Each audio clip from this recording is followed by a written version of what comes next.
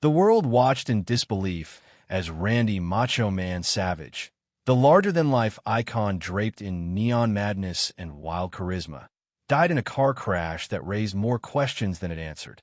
But what if the crash wasn't just an accident? What if the real story was buried beneath layers of betrayal, industry silence, and secrets guarded by those who shared the ring with him? Behind the bandanas and flamboyant rage lived a man tormented by paranoia, rejection, and the quiet suspicion that someone wanted him gone. In the shadows of fame and the fading echoes of the squared circle, a chilling question lingers. Did someone in the world of professional wrestling want Randy Savage dead, and why? This isn't just a story about a fall from grace. It's a story about a man they couldn't tame, a legend too raw for the system, and the silence that followed his death. Now, for the first time, the people who knew him best and feared what he knew are ready to speak. The Florida sun was already high when the call came through. A 2009 Jeep Wrangler had veered off a quiet stretch of State Road 9, colliding headfirst with a thick tree.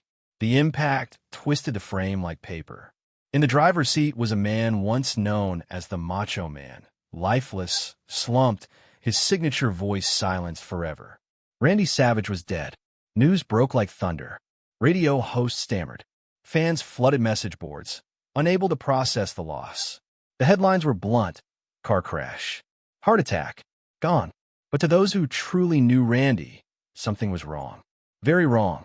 The night before, he'd been full of fire, calling old friends, teasing a comeback. There were murmurs he had finally reached out to Vince McMahon, nearly 2 decades after their mysterious falling out. A call that, according to a source, didn't go well. Something about the tone, the finality in Vince's voice, the way Randy hung up without saying goodbye, left a cold weight in the pit of the informant's stomach. In the official report, the cause of death was listed as an atherosclerotic heart disease. A sudden cardiac event, they said, but the autopsy wasn't thorough. Toxicology tests were delayed. Witnesses reported seeing a black SUV trailing Randy's Jeep just miles before the crash, then vanishing. At the funeral, Lanny Poffo stood over his brother's casket with hollow eyes. "They won't find peace," he whispered to no one, "because they never let him have it." The body was cremated swiftly. Too swiftly, some said. Even before family members could examine the findings, the authorities had moved on. No further investigation was deemed necessary. No foul play suspected. The file was closed like a forgotten book. But inside Randy's home, tucked away in a private study, was something even more unsettling: a bolted safe, reinforced, untouched, sealed shut. No one had the combination. No one even knew when he installed it. The contents? Unknown. Speculated. Feared. Then the whispers began. Randy thought he was being followed, said one former WWF producer, requesting anonymity. He'd tell me he saw the same car parked outside his house. He thought someone was in his phone.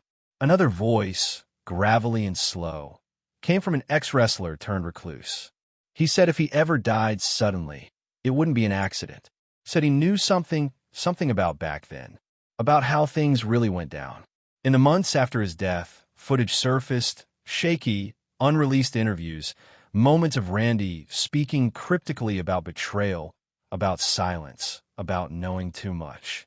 They were dismissed as ramblings. But now, looking back, they feel like warnings. And still, the safe remains unopened. Lanny refuses to touch it. Others have tried. Locksmiths were called. But something, perhaps fear, perhaps respect, always stops them at the final turn of the dial. One wrestler, under a pseudonym, said it plainly: whatever's in that safe, it scared him. But he needed it close. Outside, the wrestling world moved on. Tributes were aired. Highlight reels edited. The neon colors and wild growl of "oh yeah" looped like ghosts on screens. But beneath the surface, among the old guard, among those who knew the whispers and the war stories, a question dug deeper than grief. If Randy Savage didn't die by accident, who made sure he never came back? And somewhere, in the silence of that sealed safe, the answer might still be waiting. Before the madness, there was only silence. In a modest, dimly lit home in Zanesville, Ohio, the Poffo household was built not on warmth, but on discipline, the rigid, suffocating kind that leaves no room for mistakes. The air inside was thick with expectation, and failure was met not with compassion, but with narrowed eyes and tightened fists.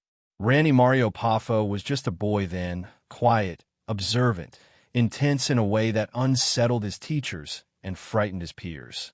His father, Angelo, a former wrestler turned promoter, loomed like a figure carved from stone.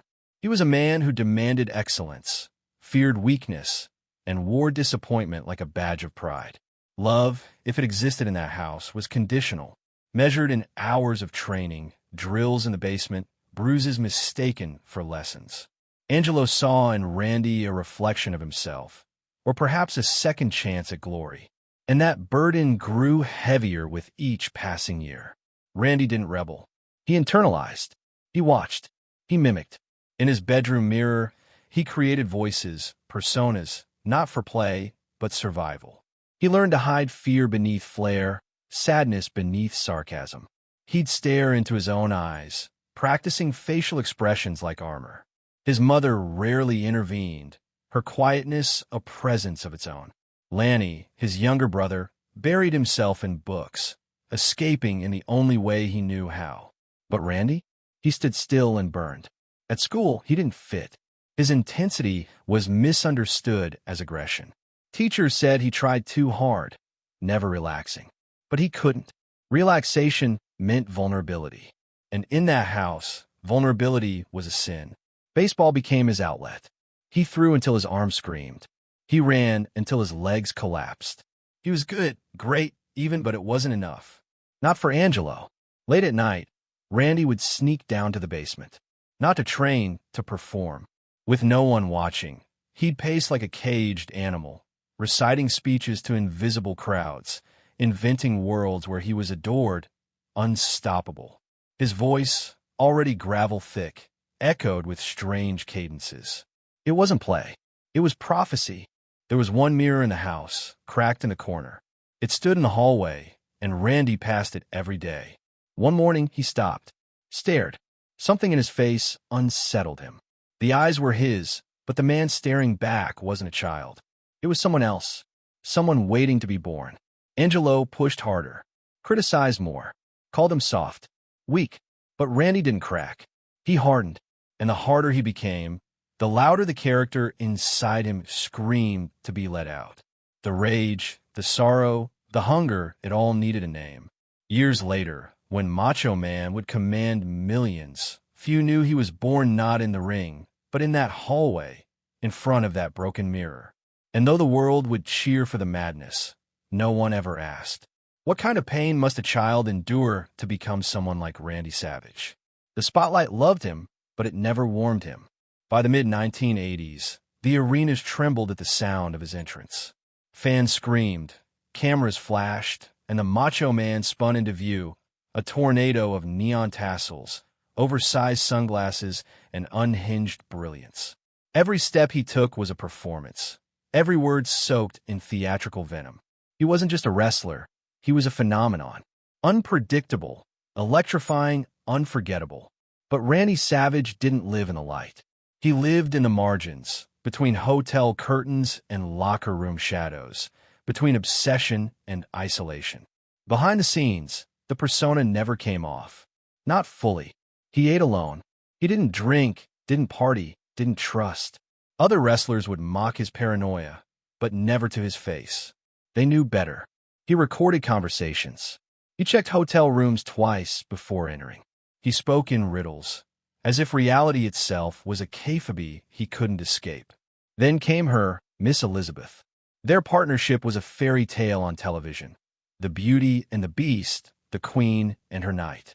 In the ring, they were magic. But off stage, the story twisted into something colder. Randy's obsession with protecting her became control. Jealousy curled around every glance she received, every conversation she had. He insisted she remain backstage, away from the boys. He monitored her travel, her interviews, even her wardrobe. To him, she wasn't just Elizabeth. She was the last fragile thing in a life built on rage. The other wrestlers whispered behind doors. Some pitied her. Some feared him. Elizabeth, ever graceful, endured it quietly until she couldn't anymore. As the WWF soared to new heights, Savage became its crown jewel, Intercontinental Champion, then World Champion. His promos became poetry of madness, laced with philosophy, threats, and prophecy. Fans couldn't look away, but every success deepened his isolation. Every cheer made the silence between hotel walls more unbearable. There was one night in 1989, after WrestleMania V, when Savage sat alone in his dressing room, his face painted with sweat and confusion. The cheers were still echoing outside, but inside his hands trembled. Elizabeth hadn't come backstage. She'd disappeared. The panic rose quickly, not just fear of betrayal, but fear of being abandoned by the one person who saw the man behind the character. When she returned hours later, there was no confrontation, no shouting, just silence. And in that silence, something broke. By the early 90s, Elizabeth was gone. Their marriage, crumbling under years of emotional strain, dissolved quietly, off camera. Fans never knew the real pain, but Randy did. He carried it like a scar under his sequined robes. The madness intensified. Trust vanished. The Savage in the ring became more violent, less coherent. Backstage, he grew more reclusive. Producers complained. Vince McMahon grew distant. Some say he began planning his departure even then. But in one taped promo, hidden deep in the archives, Randy looked straight into the lens and muttered a single line, almost too quiet to hear. The higher you rise, the easier it is for them to cut the strings. No one knew who they were. Not yet. The halls of Titan Towers were cold that morning, pristine, corporate, indifferent. The kind of place where legends came to be manufactured and quietly erased. It was early 1994 when Randy Savage walked through those doors one final time. His boots echoed down the marble corridors, his face unreadable beneath dark sunglasses. He had been summoned, or perhaps he had demanded the meeting. Accounts differ, but what everyone agrees on is this. Something ended that day. Behind a closed conference room door sat Vince McMahon. Once a father figure, now a man guarded by lawyers and silence. Savage and McMahon had made magic together. WrestleMania moments, championship runs, the rise of an empire. But lately things had soured. There were rumors, dark, untraceable ones. Whispers of betrayal, of threats exchanged in private, of Savage knowing something he wasn't supposed to know. The meeting didn't last long. Those inside won't speak of it.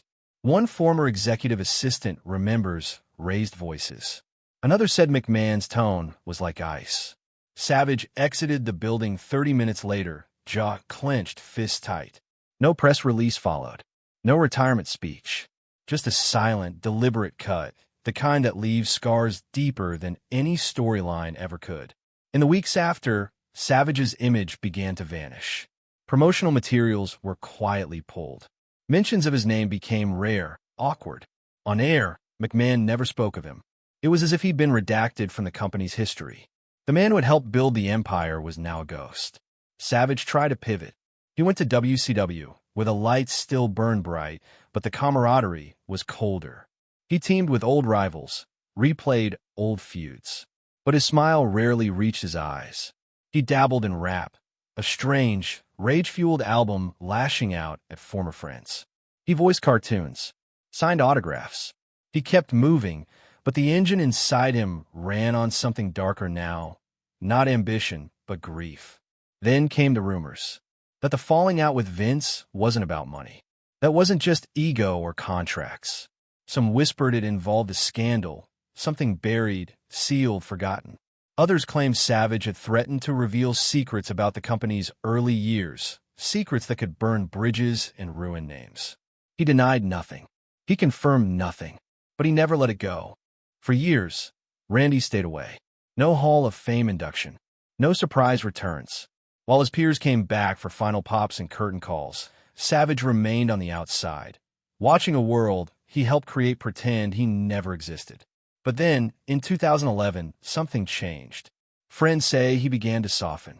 He reached out to old names, began training again, talked about one last moment in the sun, one final redemption arc. And then, the most surprising development of all, he called Vince. No one knows exactly what was said, but one friend recalled Savage's words afterward. He didn't forgive. He didn't forget. Yet the conversation had taken place. A meeting was mentioned. A possible reconciliation. A return after nearly 2 decades in exile. But before that meeting could happen, Savage was dead. A car crash. A closed case. The silence after that phone call would be permanent. And what happened in that final conversation, what secrets were spoken, what warnings were given, would remain locked away, just like the safe in his study. In the years following Randy Savage's death, something strange happened. The wrestling world, known for its elaborate farewells and dramatic eulogies, gave him none. There was no 10-bell salute on live television. No tribute package aired the night of his passing. No Hall of Fame induction that year or the year after. The silence was deafening. And in that silence, the questions began to grow. Behind closed doors, among retired wrestlers and old producers, the whispers returned. They spoke of Savage not with reverence, but with unease, like someone who had come too close to something dangerous, and perhaps paid the price. One producer, who had worked closely with him in the early 90s, confessed in a private interview. He knew things he shouldn't have. When pressed, he went silent. I won't be the one to say it, but we all knew. Hulk Hogan's story changed more than once. In the days following Randy's death, Hogan tweeted tributes. But when asked in interviews about their reconciliation, his answers shifted.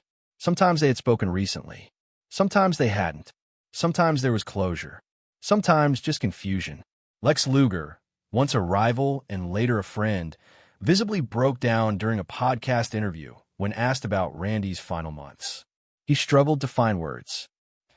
He didn't trust anybody anymore, Luger finally whispered. I think he knew something was coming. Lanny Poffo, his brother and most loyal defender, became cagey. In interviews, he deflected, said Randy's death was natural, said the safe in his house was no one's business. When asked if he'd ever try to open it, he smiled softly and said, some things deserve to stay locked. But it wasn't just the people. Documents began to surface, fragments from legal filings, old company memos, sealed police records. One document, partially redacted, referenced a dispute between talent and executive regarding past conduct. The names were blurred, but the dates aligned with Savage's exit from WWF. A former writer claimed there had once been unreleased footage, interviews with Randy from the late 90s. But the tapes were gone now. Wiped, he said, like they never existed. Then there was the hard drive, a small, external device found among Savage's belongings after his death. It had been shattered deliberately. The data unrecoverable. Lanny said Randy destroyed it himself. But others believe it held something more, a testimony, maybe a final truth. In one rare interview recorded shortly before his death, Savage stared directly into the camera. The lights flickered slightly as he adjusted his bandana, now a duller version of its former glory. His voice was quieter than fans remembered, almost reverent. They want you to believe in stories, he said. Heroes, villains, good guys, bad guys. But what if I told you the real danger isn't in the ring? It's behind the curtain, where the cameras don't go. The interviewer leaned in. What are you saying, Randy? Savage smiled. Not wide, not wild, just sad. I'm saying, he whispered, they didn't kill the character. They killed the man. The feed cut shortly after. Today, his legacy lives on in fragments. Tribute videos, T-shirts, rewritten histories. The Hall of Fame finally welcomed him, posthumously, of course. The narrative was sanitized, smoothed over. But those who knew him still speak carefully, still watch their words. Because something about his death, the timing, the silence, the questions, still lingers like a storm that never quite passed. And somewhere, gathering dust in a quiet room with the curtains drawn, the safe remains sealed, untouched, waiting for someone brave enough to ask the question out loud. What was Randy Savage really silenced for?